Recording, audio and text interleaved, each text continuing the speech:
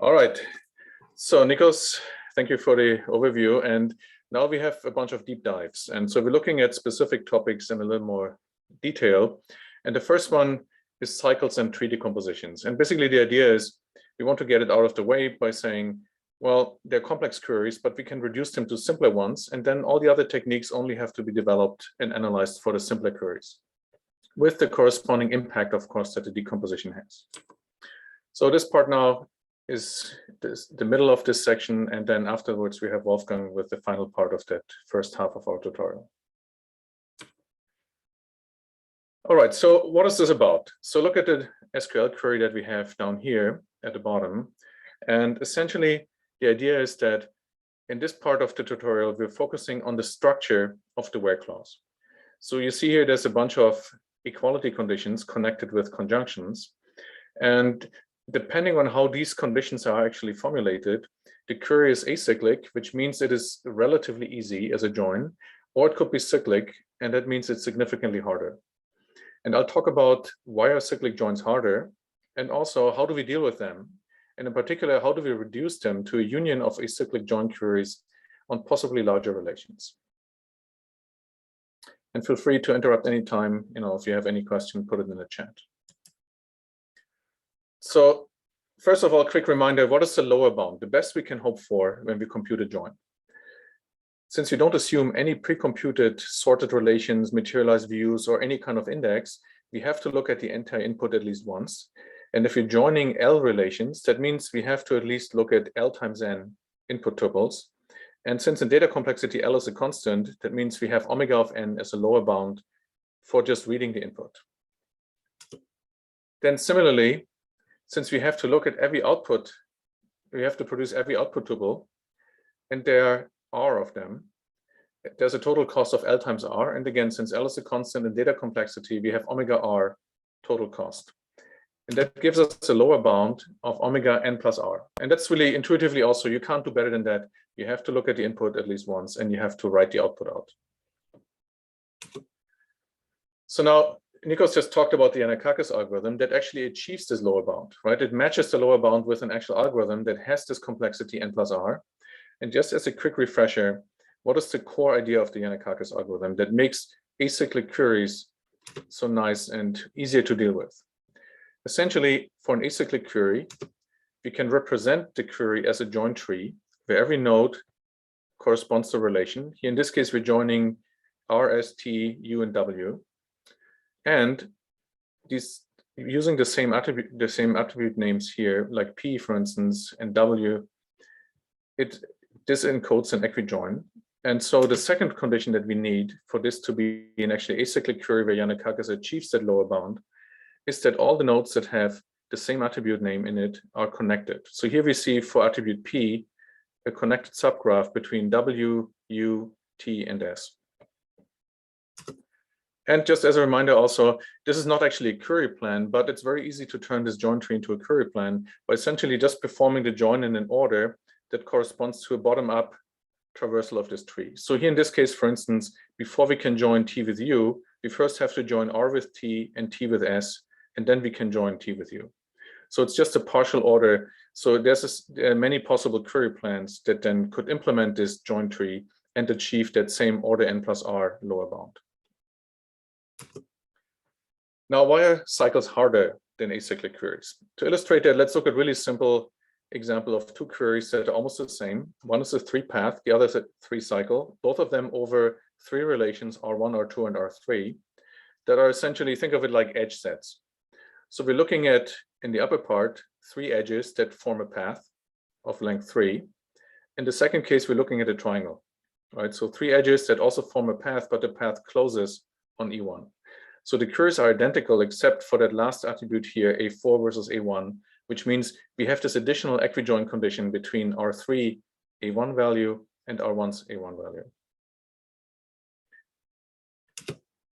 So what happens here? Let's look at a concrete example. So like before, let's consider a join tree. In this case, R3 is the root, R2 is the child, and R1 is the descendant of R2. So we have the 3 relations organized in a join tree like this. And here's a concrete instance for an input of size n. So R1 has 1, 1, 2, 1 up to N1, R2 is 1, 2, 1, 1, 2, 1n, and so on. So now here you can actually verify these are already semi-join reduced. So all the irrelevant input tuples have been removed. That means every input tuple participates in some kind of join result. Now, what is interesting about this? So when we look carefully here, for the 3 path, you can actually confirm that there are n squared outputs, right? We have n squared combinations here, and then each of them combines with another edge. So there's n squared total outputs. And so order n plus r is n squared, while for the 3 cycle, the output is only of size n. So when you check most of these combinations here, whenever we have a cross edge, it turns out it doesn't connect back to the starting point. And that's because of that triangle property that it has to be forming a complete cycle. And that means, even though the queries are almost the same, on the same data, the 3 cycle only has n output tuples. And that means order n plus r now is just order n. Right? So the guarantee now to be optimal, in one case we have n squared because of output size n squared, the other case only order n. And now when you look carefully again, if we output the intermediate result between R1 and R2, there are actually n squared combinations here. And so that means that n squared is in the order of n squared, which is okay for the 3 path, but it's exceeding the order n limit that we would have for the 3 cycle. And that means we do not get the optimal lower bound match order n for the 3 cycle. The question is, why does it happen? And the answer is essentially simple. We can actually look at that in terms of the tree structure. And there were these 2 properties. One was that the relations are covered by the tree nodes. The other one is that all the nodes that contain the same attribute have to be connected. So here we can see for the right, A1 appears in R1 and R3, and they're not directly connected with each other. They don't form a connected subgraph. And that exactly causes this problem that the Yannakakis algorithm does not give us the optimal running time for this second case, for the 3 cycle. Now you may argue, well, okay, maybe we need a better algorithm. Maybe Yannakakis is not designed for cyclic queries, so we should just look for a better solution here. But actually, Ngo and others have proved a few years ago that it is not possible to achieve order n plus r running time in general for cyclic conjunctive queries. And this is based on some well-accepted complexity theoretic assumptions. So essentially, it is hopeless to try and come up with an algorithm like the Yannakakis algorithm that works for any arbitrary cyclic query, giving us n plus r. Now, the question is, what can we do? There are actually 2 solutions that have emerged over the last years. One is called worst-case optimal joins. And those worst-case optimal joins are holistic algorithms that are looking at the multi-way join at once. So a cyclic query is not processed in terms of binary join at a time. It is trying to actually do something more clever on the entire join plan at once. And those algorithms actually, instead of guaranteeing order n plus r, they're weakening the condition on r. So they're only guaranteeing order n plus r worst case. And what is our worst case? Our worst case is the largest possible output this query can produce on any possible input relation. So it's not the actual output size of the query on the given input, which is r. It's the maximal possible output it could produce on any input relation instance where the input relations have size order n. And I'll show you in a second that this can be a lot larger than n plus r. The good news is the worst case output is actually, there's a well-defined way of finding it using the AGM bound. And this AGM bound is based on the fractional edge cover of the join hypergraph. Without going into detail, essentially for a 3 cycle, we can get a bound of n to the power 1.5 instead of a naive bound of n cubed for the specific 3 cycle that I showed before. The second option that we have is we can use hyper-tree decompositions. And here, the idea is essentially, instead of getting that worst case output dependency for the complexity of the computation, we actually have an algorithm that gives us a dependency on the true output of the query on that specific instance. So if the output is empty, r is 0, and we get a better bound in terms of r instead of our worst case. On the other hand, we're paying here by having to do more pre-processing, and that is reflected by this n to the power d term. And d actually in the best case can be 1, which happens for acyclic conjunctive queries, but for other cyclic queries, d can be larger. And the idea here is for tree decomposition to find the decomposition that gives us the smallest possible d so that we can get the best possible guarantee for the algorithm. To make it a little more concrete, here's some example queries. Let's first look at the first two rows for the 3-cycle. And here we consider two cases: small output, let's say in the order constant size, maybe linear output size, or large output, which is the maximum possible based on the AGM bound, which is n to the power 1.5. It turns out it doesn't matter if the output is small or large. Both the worst case optimal join and the Hyper-tree decomposition algorithms give us order n to the 1.5 complexity guarantee for computing the output of a join. Where it gets interesting is at 4 cycles and larger. For instance, for 4-cycle, for small output, the worst case optimal join still gives n squared, like for large output. But the Hyper-tree decomposition can achieve n to the power 1.5 for the small output. And of course, it can't be better than the AGM bound, like n squared in this case, for the full output on a large output case. If you look in general for a 2L cycle with small output, the gap actually widens. Now the worst case optimal join would produce n to the power L time complexity, while for using the right Hyper-tree decomposition, we can actually achieve a subquadratic running time to produce the join output. Right, and again, this is true for small output cases. So the question here is now, do we actually have to worry about worst case optimal time complexity at all? Should we just use Hyper-tree decompositions anyway? Right, so can we just focus on the second column here, on the last column of this table? Unfortunately not, because it turns out Hyper-tree decompositions actually are using the worst case optimal joins as a subroutine. So they're still essential. It's just a clever way of applying them instead of to the full query at once to a carefully decomposed version of that query.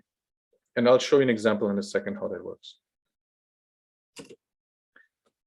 So let's look at the 6th cycle here in this case. Right down here on the left, we have a 6th cycle. Now I'm representing it in this kind of classic way where each relation forms a little ellipse here. And you can see, for instance, the join between R1 and R2 on A2 is indicated by that overlap between the corresponding ellipses. Right, so we join here on A2, R2 and R3 join on A3. And so we see that cycle actually very nicely here in this depiction. So now what does the tree decomposition do? And I'm going to use actually the term tree decomposition instead of Hyper-tree decomposition, just because it is a tree in the end, and the Hyper-tree part is coming because the complexity of this is depending on the fractional Hyper-tree width. And that's something I'll talk a little more in a second. But for simplicity, let's just call these tree decompositions, but the correct notion would actually be a Hyper-tree decompositions, because tree decompositions were also capturing something else that existed before. So let's look at this example here. How do we decompose this join? Well, remember, we needed to find some kind of join tree, but instead of having a single relation in each node, now we can actually put a join of some of those relations into a node. So here we have 2 nodes. The upper node has a join between R1, R2, and R3, the lower one between R4, R5, and R6. Now, as we know from relational algebra, the join of relations is again a relation. So this is just equivalent to a tree where we have S as one node and T in the other. And essentially S is just defined as a join of 3 original relations, and T is defined as a join of 3 others. And we call these bags. So instead of, the original relations are just relations, now we have something like S and T. These are bags which are produced by joining the original relations together. And we use a worst case optimal join algorithm to produce the content of such a bag. So why do we do this? Well, now that we have actually here a tree of S and T, we can apply the Yannakakis algorithm that gives us the optimal running time, but now not in terms of the original inputs of size n, but of the size of S and T. And if we call that X, we're now getting a running time guarantee that it's order X plus R, which is X is the size of S and T, the larger of the two, and R is the output of the original join query. And this is exactly how we get this guarantee that we have a larger part on the input-related costs for the preprocessing, but then we still get this kind of sensitivity to the true output of the query on the actual input instance.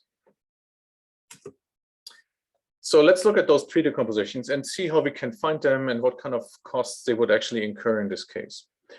So here we have our 6-cycle query. We're joining 6 relations. I'm just writing it now here as a long kind of string. And again, we need to create, for the Yannakakis algorithm to be having this optimal time guarantee, we need to have each relation being covered by some bag. And also we need this connectedness property for the attributes. So what's the easiest way to do that? The easiest way is simply to put all of them into a single node, right? So a special tree is just all the relations in one node.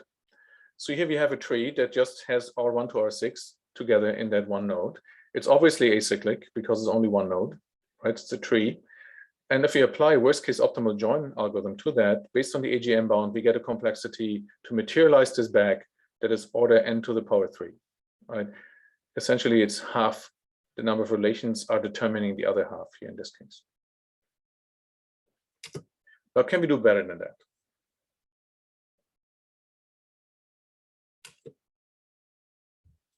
Here's another tree. This is the one that I showed you before. Now we have 2 nodes. One of them gets half the relations, the other gets the other half. And you can easily verify each relation is covered. And also we have the connectedness property because the only attributes occurring in both are R1 and R4, A1 and A4. And they both are obviously connected because we only have 2 nodes. Now the good news about this is if we now apply the worst case optimal join algorithm to materialize that smaller set of relations, 3 instead of 6, now we get n² cost based on the AGM bound. Now this begs the question, can we do even better? Can we slim down these nodes even more and make it even cheaper? So here's the idea. Could we go to a point where every relation is in its own node, ideally, like what we had for an acyclic query, and then we try and just materialize those. So there's no extra cost other than order n. Unfortunately, while every relation is covered, here now we get this disconnectedness that we saw also for the triangle for the 3-cycle query. A1 appears in R1 and in R6, but A1 is not connected in between.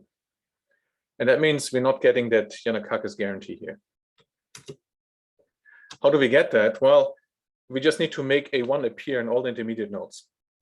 And that means in terms of practical implementation ideas, we would have to actually join R2 with R1 to get the A1 attribute into this node. The same here, R3 with R1, R4 with R1, R5 with R1.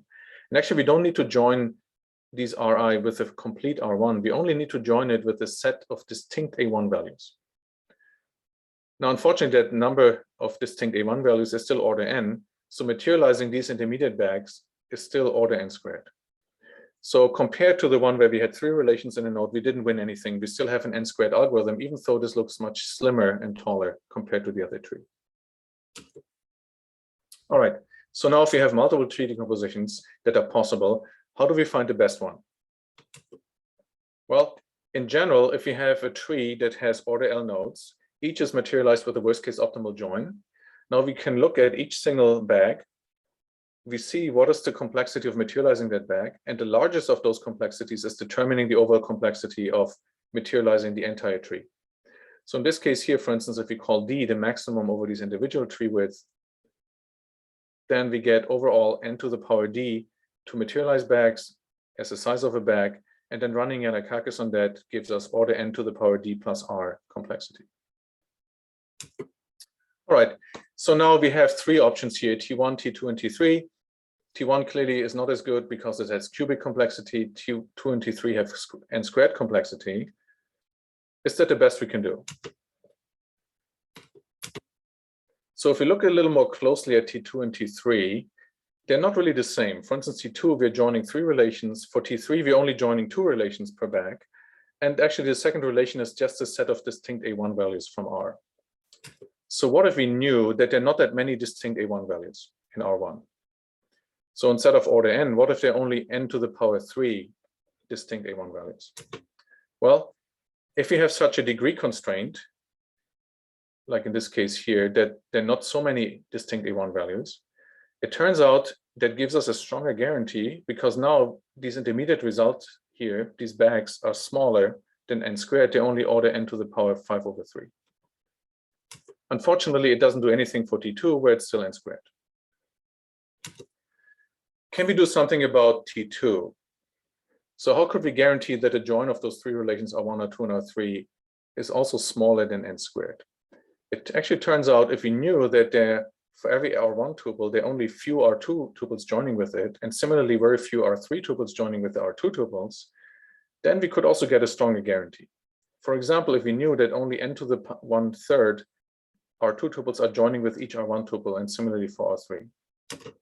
So this is a different type of degree constraint that we can formalize like this. Right, so every R1 tuple joins with a small number of R2 and R3 tuples, and similarly for R4, R5, and R6. And with this constraint now, we can actually guarantee that T2 has only order n to the 5/3 complexity to materialize the bands. On the other hand, now T3 is not doing well. It's still n squared. So that means, depending on the degree constraint, sometimes T3 is better, sometimes T2. And now, without going into detail, the question is now, can we get the best of both worlds? And the main idea here is we can use a heavy light decomposition where essentially we're taking the original input and we're splitting it in a way that we get one type of degree constraints for some of the input and the other type of degree constraints for the other. And then we're just picking the right query plan, T2 or T3, to implement the corresponding part of the join. And I'm just going to very quickly show that here. So the heavy R1, if we pick up only the tuples that are heavy, there are not that many of them, that gives us a degree constraint that is good for T3. That gives us an order n to the power 5/3 guarantee to compute the corresponding join only involving the heavy R1 tuples. Now we still have the light R1 tuples that are left once we took care of the heavy ones. So we need to still compute a second query with the light ones and then union the results together. So we apply the same trick now to R2. We get the same here because we're only using the heavy R2 tuples for this join.